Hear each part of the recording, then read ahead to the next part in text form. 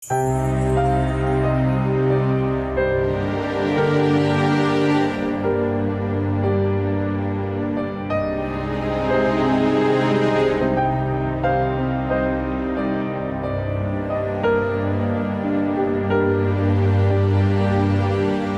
ಕೇಳು. ನೀವೇ ಕೇಳಿ. ನೀನೇ ಕೇಳು ಅನ್ನಲ್ಲ. ನೀವೇ ಕೇಳಿ. ಎಷ್ಟೇ ಆದ್ರೂ ಅವರು ನಿಮ್ಮಪ್ಪ. ಪರವಾಗಿಲ್ಲ, ನೀನೇ ಕೇಳು. ಅವ್ರು ನಿನ್ನ ಗಂಡನ ಅಪ್ಪ. ಮಗ ಅಪ್ಪನ ಕೇಳೋದೆ ಬೆಟರು. ಸೊಸೆ ಮಾವನ್ ಕೇಳೋದೆ ಬೆಟರು. ನಾನು ಅವ್ರನ್ನ ಅವಾಗವಾಗ ನೋಯಿಸ್ತಿದ್ದೀನಿ. ಈಗ ದುಡ್ಡು ಕೇಳೋದು ಅಂದರೆ ಸಂಕೋಚ ಆಗತ್ತೆ. ನಾನು ನೋಯಿಸಿದ್ದೀನಿ, ನನಗೂ ಸಂಕೋಚ. ಹೆಂಡತಿ ಹತ್ರ ಕೇಳಿಸ್ತಿದ್ದಾರೆ ಅಂತ ಬೇಜಾರು ಮಾಡ್ಕೊಳಲ್ವೇನ್ರಿ? ನನಗಂತೂ ಅವ್ರ ಹತ್ರ ಕೇಳೋಕ್ಕೆ ಬಾಯೇ ಬರಲ್ಲ. ಬಾಸ್ ಹತ್ರ ಕೇಳೋಕ್ಕೆ ಹ್ಯಾಕ್ ಬಾಯ್ ಬಂತು? ಇದು ಹಾಗೆ ಅನ್ಕೋ.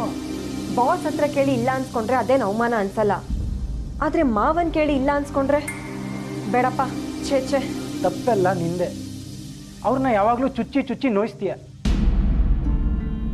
ನಿನ್ನ ಮಾತು ಕೇಳ್ಕೊಂಡು ನಾನು ಹರ್ಟ್ ಮಾಡ್ತಿರ್ತೀನಿ. ಈಗ ನೋಡು. ತಪ್ಪು ನಂದಲ್ಲ, ನಿಮ್ದು. ಮುಂಚೆಯಿಂದನೂ ನಿಮ್ಮ ತಂದೆನ ನಿಮ್ಮ ಅಣ್ಣನ ಮನೇಲಿ 3 ತಿಂಗಳು, ನಮ್ಮ ಮನೇಲಿ 3 ತಿಂಗಳು ಇರೋ ಹಾಗೆ ಒಪ್ಪಂದ ಮಾಡ್ಕೊಂಡಿದ್ರೆ ಚೆನ್ನಾಗಿರ್ತಿತ್ತು, ಪ್ರೀತಿನೂ ಇರ್ತಿತ್ತು. ಏನ್ ಮಾತಾಡ್ತೀಯೇ? ಹಂಚ್ಕೊಳಕ್ ಅವ್ರೇನು ಆಸ್ತಿನ? ಮೊದ್ಲಿಂದನೂ ಅವ್ರು ಇಲ್ಲೇ ಉಳ್ಕೊಂಡಿದ್ರು, ಅದು ಹಾಗೆ ಕಂಟಿನ್ಯೂ ಆಯ್ತು. ಈಗ ಹೋಗಿ ಅಣ್ಣನ ಮನೇಲಿ 3 ತಿಂಗಳು ಇದ್ ಬನ್ನಿ ಅಂತ ಹೇಳಕ್ಕಾಗತ್ತಾ? ಸದ್ಯ ಈಗೇನು ಹೇಳೋದಕ್ಕೆ ಹೋಗಬೇಡಿ. ಅವ್ರು ಹೋಗೋದೇ ಆದ್ರೆ ನಮಗೆ ಹಣ ಕೊಟ್ಟು ಆಮೇಲೆ ಹೋಗ್ಲಿ. ಮೊದಲು ಕೇಳಿ. ನಾನಂತೂ ಕೇಳಲ್ಲಪ್ಪ. ಬೇಕಾದ್ರೆ ನೀನೇ ಕೇಳಿ ಇಸ್ಕೊ. ನಾನು ಕೇಳಲ್ಲ, ಬೇಕಾದ್ರೆ ನೀವೇ ಕೇಳಿ. ಬೇಕಾದ್ರೆ ಅಂದ್ರೆ ಸ್ವಂತ ಮನೇಲಿ ವಾಸ ಮಾಡ್ಬೇಕು ಅಂತ ಆಸೆ ಇದ್ರೆ. ನೀನೇ ಬೇಡವಾ ಸ್ವಂತ ಮನೆ? ಅದ್ ಸರಿ, ನೀನ್ ಕೇಳು ಅಂತ ಗುದ್ದಾಡ್ತಿದೀವಲ್ಲ, ನಿಜಕ್ಕೂ ನಿಮ್ಮ ಅಪ್ಪನ ಹತ್ರ ದುಡ್ಡಿದ್ಯಾ? ಮೊದ್ಲು ಅದನ್ನ ತಿಳ್ಕೊಳ್ಳಿ. ಅರೆ, ಈ ಪ್ರಶ್ನೆ ಮುಂಚೆನೆ ನನ್ನ ತಲೆಗೆ ಯಾಕೆ ಹೋಗ್ಲಿಲ್ಲ? ಅವ್ರ ಹತ್ರ ದುಡ್ಡು ಇದೆಯೋ ಇಲ್ವೋ ಅಂತ ತಿಳ್ಕೊಳ್ದೇನೆ ಅಣ್ಣನ ಮಾತು ನಂಬಿ ನಾನು ಅವ್ರ ಹತ್ರ ಸಹಾಯ ಕೇಳಕ್ ಹೋಗ್ತಿದ್ನಲ್ಲ.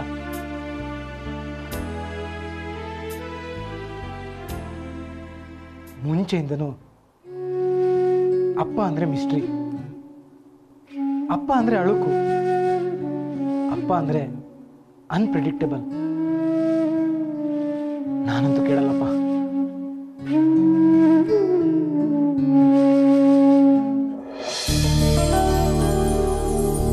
ಒಂದೇ ಒಂದು ಆಸೆ ಕಣ್ರಿ. ಬಸರಿ ಆಗದೆ ಹೋದ್ರು ಬೈಕೆಗಳು ಮಾತ್ರ ನಿನಗೆ ಬರ್ತಾನೇ ಇರ್ತವೆ. ಅದೇನು ಅಂತ ಹೇಳು. ಮೊದ್ಲು ಮಾತ್ ಕೊಡಿ. ನಮ್ ನಾಯಕರೇ ನಮಗ್ ಕೊಟ್ಟು ಮಾತು ನಡ್ಸ್ಕೊಳಲ್ಲ, ಇನ್ನು ನಾವ್ಯಾಕೆ ನಡ್ಸ್ಕೋಬೇಕು? ಮಾತು ತಾನೇ, ತಗೋ. ಹಾಗಲ್ಲ, ನೀವು ಮಾತ್ ನಡ್ಸ್ಕೊಡ್ತೀನಿ ಅಂದ್ರೆ ಮಾತ್ರ ಹೇಳೋದು. ದುಡ್ಡಿಂದಲ್ಲ ತಾನೇ. ದುಡ್ಡು, ಒಡವೆ, ವಸ್ತ್ರ ಯಾವುದೂ ಅಲ್ಲ. ಹೆಂಗಸರಿಗೆ ಒಡವೆ ವಸ್ತ್ರ ಇಲ್ದೇ ಇರೋ ಕನಸುಗಳು ಇರ್ತವ? ನನ್ನ ಹೆಂಗ್ಸಲ್ಲ ಅಂತಾನೆ ತಿಳ್ಕೊಳ್ಳಿ. ಪೀಠಿಗೆ ಸಾಕು, ಟೈಟ್ಲ್ ಕಾರ್ಡ್ ಅನ್ನೇ ಇಂಟರ್ವಲ್ ವರ್ಗೂ ತೋರಿಸ್ತಾ ಇರಬೇಡ. ಮೈನ್ ಸ್ಟೋರಿಗೆ ಬಾ. ರೀ, ನಂಗೆ ಅತ್ತೆ ಸೇವೆ ಮಾಡೋ ಸೌಭಾಗ್ಯ ಅಂತೂ ಸಿಗ್ಲಿಲ್ಲ. ಕನಿಷ್ಠ ಮಾವನವ್ರ ಸೇವೆ ಮಾಡಕ್ ಅವಕಾಶನಾದ್ರೂ ಕೊಡಿ. ಮಾವನವರು ಶ್ರಾವಣನ್ ಮನೇಲಿ 1 ತಿಂಗಳಿರ್ಲಿ, ನಮ್ಮ ಮನೇಲಿ 1 ತಿಂಗಳಿರ್ಲಿ. ನಾನು ಅವ್ರನ್ನ ಚೆನ್ನಾಗಿ ನೋಡ್ಕೊಳ್ತೀನಿ. ವಯಸ್ಸಾದವ್ರನ್ನ ಚೆನ್ನಾಗಿ ನೋಡ್ಕೊಳ್ಳೋದು ನಮ್ ಧರ್ಮ ಅಲ್ವಾ? ದೊಡ್ಡವ್ರ ಸೇವೆ ಮಾಡದೇ ಇರೋದು ಒಂದು ಜನ್ಮನ. ಅದರಿಂದ ನಮಗ್ ಒಳ್ಳೇದಾಗತ್ತಾ? ಅದಕ್ಕೆ ದೇವ್ರು ನಮಗ್ ಮಗು ಕೊಡ್ಲಿಲ್ಲ. ಯಾವ ಶತಮಾನದವಳೆ ನೀನು? ಗೇಮ್ ರೆಡ್ಡಿ ಮಲ್ಲಮ್ಮನ ಕಾಲದಿಂದ ಸೀದಾ ಹಾಗೇ ಬಂದು ಬಿದ್ದ್ಬಿಟ್ಟಿದ್ಯಾ? ನೀನು ಮಕ್ಕಳಾಗದೆ ಇರೋದಕ್ಕೂ ಅತ್ತೆ ಮಾವನ್ ಸೇವೆ ಮಾಡೋದಕ್ಕೂ ಏನೇ ಸಂಬಂಧ? ಪೆದ್ದಿ ನೀನು. ಪೆದ್ದಿನೇ ನಾನು. ನೀವೇನ್ ಬೇಕಾದ್ರೂ ಅನ್ಕೊಳ್ಳಿ. ನಿಮ್ ಕರ್ಮ ನಿಮ್ದು, ನನ್ ಧರ್ಮ ನಂದು. ನಾವು ವಯಸ್ಸಾದವ್ರಿಗೆ ಸೇವೆ ಮಾಡಿದ್ರೆ ನಮಗ್ ವಯಸ್ಸಾದಾಗ ನಮ್ಮನ್ನು ಯಾರಾದ್ರೂ ನೋಡ್ಕೊಳ್ತಾರೆ. ಆ ಮೇಘಂಗ್ ಮಾತ್ರ ಪುಣ್ಯ ಇರ್ಬೇಕಾ? ನಾನ್ ನಿಮ್ಮನೆ ಸೊಸೆ ಅಲ್ವಾ? ಅವ್ರ ಆಶೀರ್ವಾದ ನನಗ್ ಬೇಡ್ವಾ? ಮುದ್ಕುರ್ ಸವಾಸ ನಿನಗ್ ಗೊತ್ತಿಲ್ಲ ಕಣೆಲತಾ. ಅವರು ದೂರದಿಂದ ಚೆನ್ನ ಹತ್ರಕ್ಕೆ ಬಿಟ್ಕೊಂಡ್ರೆ ಜೀವ ತಿಂದು ಬಿಡ್ತಾರೆ. Most irritating. ನನ್ನ ಮಾತು ಕೇಳು ಲತಾ. ವಾರಕ್ಕೆ 2 ಸರಿ ಮನೆಗೆ ಹೋಗು, ನಮಸ್ಕಾರ ಮಾಡ್ಕೋ, ಆಶೀರ್ವಾದ ತಗೋ. ಆದ್ರೆ ಜೊತೆಲಿ ಮಾತ್ರ ಕರ್ಕೊಂಬರ್ಬೇಡ. ಕರ್ಕೊಂಬಂದ್ರೆ ಶನಿ ಹೆಗಲೇರ್ತು ಅಂತ. ಹೆತ್ತ ತಂದೆನ ಶನಿ ಅನ್ನಕ್ಕೆ ನಿಮಗೆ ಹೇಗಾದ್ರೂ ಮನ್ಸು ಬರುತ್ತೋ? ನೀನು ನಮ್ಮಪ್ಪನ್ನ ಕೇವಲ 5 ವರ್ಷದಿಂದ ನೋಡ್ತಾ ಇದ್ಯಾ, ನಾನು 35 ವರ್ಷದಿಂದ ನೋಡ್ತಾ ಇದ್ದೀನಿ. ಬೆಟ್ಟ ದೂರದಿಂದ ನೋಡಕ್ಕೆ ನುಣ್ಣು ಕಾಣುತ್ತೆ, ಹತ್ರಕ್ಕೆ ಹೋದಂತೆ ಬಂಡೆ ಮುಳ್ಳು ಕಾಲಿಗೆ ಚುಚ್ಚುತ್ತೆ. ನೀನು ಮನುಷ್ಯರನ್ನ ಹಚ್ಕೊಳ್ದೆ ಪ್ರೀತಿಸೋದನ್ನ ಕಲಿಬೇಕು.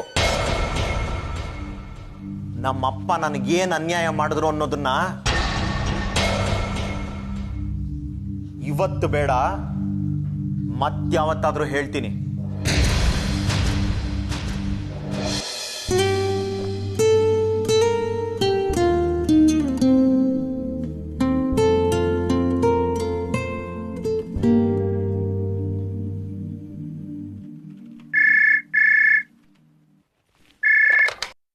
ಹಲೋ.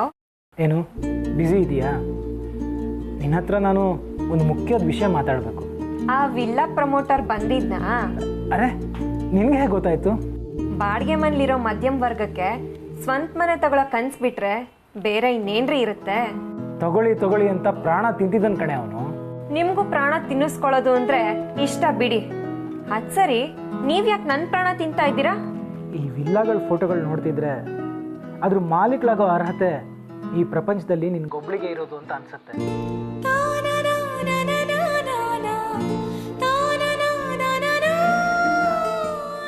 ಎಷ್ಟು ದಿನ ಅಂತ ಬಾಡಿಗೆ ಮನೇಲಿ ಇರೋದು?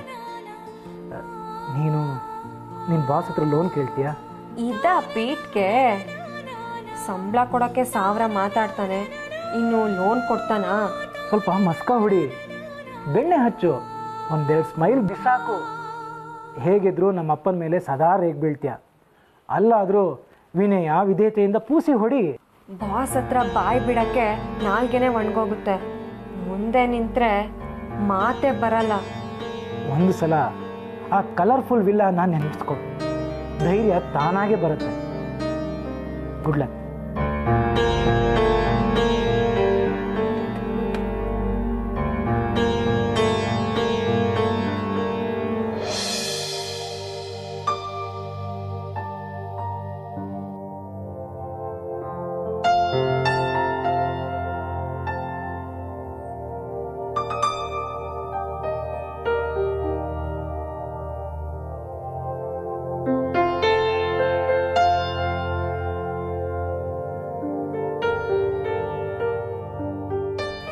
Good morning sir.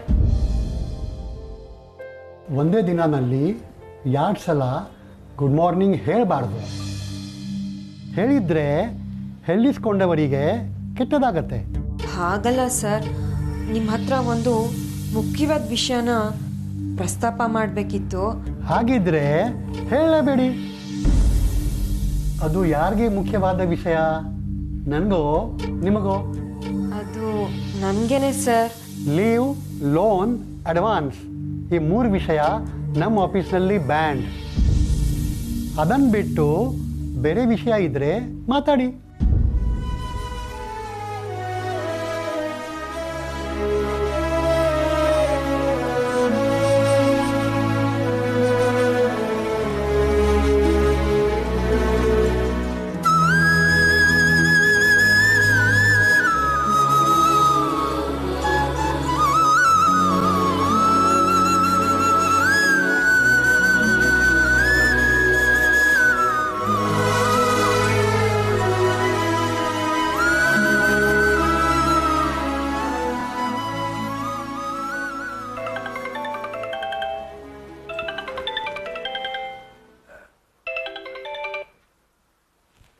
ಹಲೋ, ಹೇಳು, ಲೋನ್ ಸಿಕ್ತಾ? ಸಿಕ್ತು. ಖಾಲಿ ಗೋಣಿ ಚೀಲ ತಗೊಂಡು ಬನ್ನಿ, ತುಂಬ್ಕೊಂಡು ಹೋಗ್ಬೋದು. ಯಾಕೆ ಲೋನ್ ಕೊಡಲ್ಲ ಅನ್ನ? ಪೂರ್ತಿ ಕೇಳಿಸ್ಕೊಂಡ್ರೆ ತಾನೇ ಕೊಡೋ ಪ್ರಶ್ನೆ. ಪಾಪಿ ಪೀಟ್ಗೆನೂ ಹಾಕಕ್ ಬಿಡ್ಲಿಲ್ಲ, ಇನ್ಸಲ್ಟ್ ಮಾಡ್ದ. ನಿಮ್ಮ ಅಪ್ಪನ ಹತ್ರ ಯಾವ್ದಾದ್ರು ಸೇವಿಂಗ್ಸ್ ಇರಬಹುದೇನೋ? ಅವ್ರ ಹತ್ರ ಹಣ ಇದೆಯೋ ಇಲ್ವೋ ಗೊತ್ತಿಲ್ಲ. ಅವ್ರು ಯಾವಾಗಲೂ ನನ್ನ ಪಾಲಿಗೆ ನಿಗೂಢ ಕಣೆ.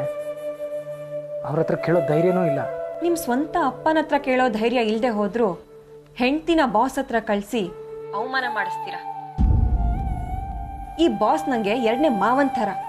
ನಿಮ್ಮಪ್ಪ ಮನೇಲಿ ಪ್ರಾಣ ತಿಂದ್ರೆ ಇವನ್ ಆಫೀಸಲ್ಲಿ ಪ್ರಾಣ ತಿಂತಾನೆ. ಆ ವಿಲ್ಲ ಯೋಚನೆ ಮರ್ತ್ ಬಿಡಿ. ಹೇಗಾದ್ರೂ ಮಾಡಿ ಆ ಸೈಟ್ನಾದ್ರೂ ಉಳಿಸ್ಕೊಳ್ಳೋಣ. ಓಕೆ.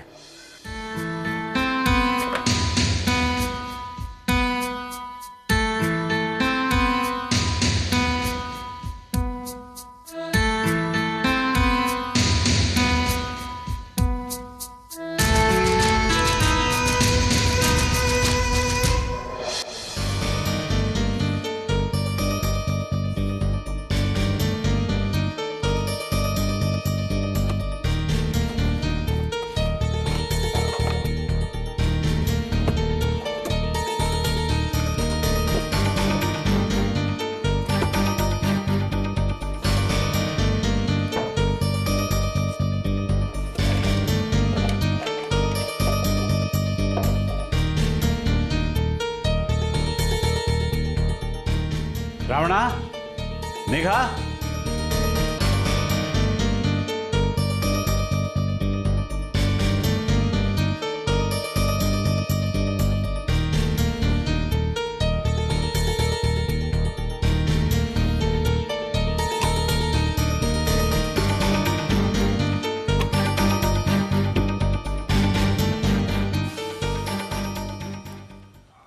ಶ್ರಾವಣ, ನನ್ನ ಪೆನ್ ಏನಾದರೂ ನೋಡಿದ್ಯಾ?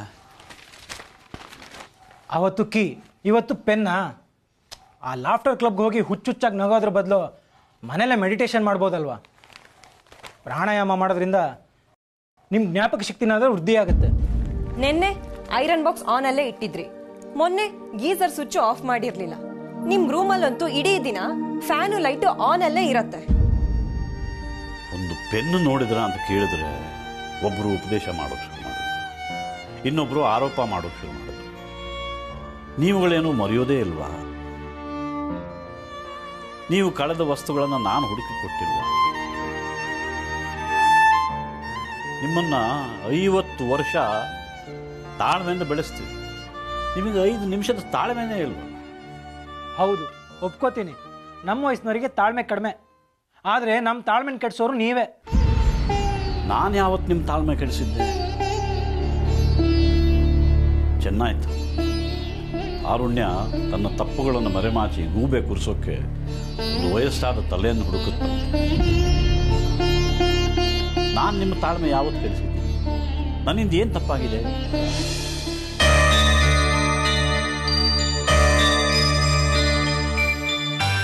ವರ್ಷಕ್ಕೆ ಬಸ್ ಮಿಸ್ ಆಗಿ ನೀವು ಅವಳನ್ನ ಸ್ಕೂಲಿಗೆ ಆಟೋದಲ್ಲಿ ಕರ್ಕೊಂಡು ಹೋಗಿದ್ನ ನಮ್ಮಿಂದ ಯಾಕೆ ಮುಚ್ಚಿಟ್ರಿ?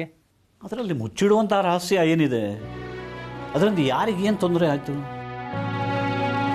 ವರ್ಷಾನ ಸಕಾಲದಲ್ಲಿ ಸ್ಕೂಲಿಗೆ ತಲುಪಿಸಿದ್ನಲ್ಲ, ಎಲ್ಲ ವಿವರನೂ ನಿಮ್ಗೆ ಹೇಳಬೇಕು. ನೀವು ನಿಮ್ಮ ಜೀವನದ ಎಲ್ಲ ವಿವರ ಹೇಳ್ತೀರಾ? ನಾನೇನ್ ದಿನ ಡೈರಿ ಬರ್ದ್ಕೊಡಿ ಅಂತ ನಿಮ್ಮನ್ನು ಕೇಳಿದ್ನ? ಆದ್ರೆ ಮಗು ವಿಚಾರದಲ್ಲಿ ಏನನ್ನು ಮುಚ್ಚಿಡಬಾರ್ದು. ಅವಳು ನಿಮಗೆ ಮಗಳು, ಆದರೆ ನನಗೆ ಮೊಮ್ಮಗಳು. ನಿಮಗೆ ಒಬ್ಬ ಮಗಳನ್ನ ನೋಡ್ಕೊಂಡ ಅನುಭವ ಇರ್ಬೋದು, ಆದರೆ ನನಗೆ 2 ಮಕ್ಕಳನ್ನ ಆಗಲೇ ಬೆಳೆಸಿ ದೊಡ್ಡವರನ್ನಾಗಿ ಮಾಡಿದ ಅನುಭವ ಇದೆ. ಸಣ್ಣ ವಿಷಯನ ದೊಡ್ಡದು ಮಾಡಬೇಡ ಮೇಘ. ನಿಮ್ಗದು ಸಣ್ಣ ವಿಷಯ, ಆದ್ರೆ ನನ್ಗದು ಸಣ್ಣ ವಿಷಯ ಅಲ್ಲ. ಅಪ್ಪ, ನೀವು ಆಟೋದವನಿಗೆ ದುಡ್ಡೇ ಕೊಡ್ಲಿಲ್ವಂತೆ. ಅವನು ವಸೂಲಿಗೆ ಅಂತ ಮನೆ ಹತ್ರ ಬಂದಿದ್ದ.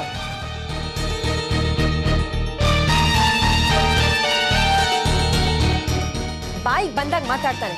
ಬೀದಿಲಿ ಹೋಗೋರ ಹತ್ರ ಎಲ್ಲ ನಾನು ಯಾಕೆ ಅನ್ನಿಸ್ಕೋಬೇಕು? ಬಸ್ ಮಿಸ್ ಮಾಡ್ಕೊಂಡು ಆಟೋದಲ್ಲಿ ಹೋಗಿದ್ದು ನಿಮ್ ತಪ್ಪು.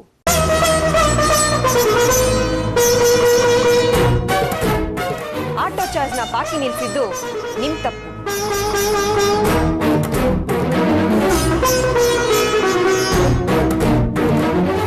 ಅವನಿಗೆ ಬಾಕಿ ಕೊಡ್ಬೇಕು ಅಂತ ನಮ್ಗೊಂದು ಮಾತು ಹೇಳ್ದೆ ಇದ್ದದ್ದು ನಿಮ್ ತಪ್ಪು.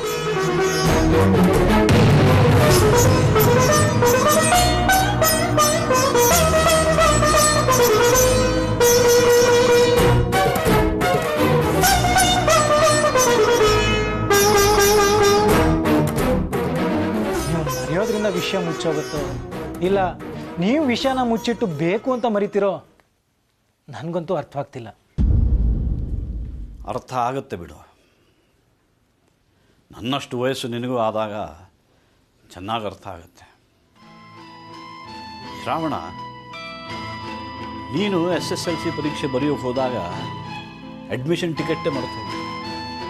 ನಾನು ಸೈಕಲ್ ತುಳ್ಕೊಂಡು 5 ಸುರು ಬಿಡ್ತಾ ಬಂದು ತಲುಪಿಸಿದ್ದೆ. ಆಗ ಸ್ಕೂಲ್ ಕಾಂಪೌಂಡ್ ಮೇಲೆ ಅಳ್ತಾ ಕುಂತಿದ್ದ ಶ್ರಾವಣನ ಚಿತ್ರ ಈಗಲೂ ನನ್ನ ನೆನಪಿನಲ್ಲಿದೆ. ಇರಲಿ ಬಿಡು, ಆಟೋದ ಒಂದು ದುಡ್ಡು ರೆಡಿಯಾಗೇ ಇಟ್ಟಿದ್ದೆ. ಆ ಪುಣ್ಯಾತ್ಮ ನಾನು ಮನೆಯಲ್ಲಿ ಇಲ್ಲದೆ ಇದ್ದಾಗಲೇ ಬರಬೇಕಾಗಿದೆ.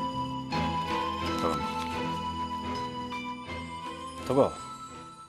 ಐ ಆಮ್ ಸಾರಿ.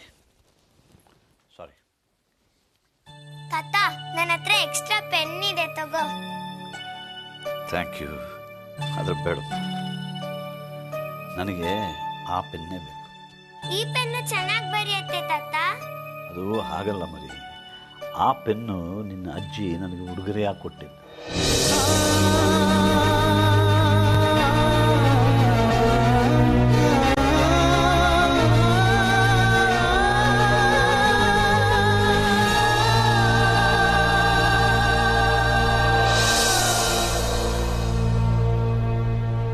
ತುಂಬಾ ಬೇಜಾರಾಗ್ತಿದ್ಯಾ ತಾತ?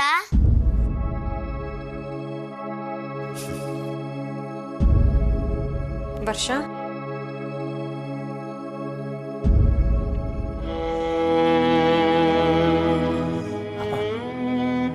I am very sorry.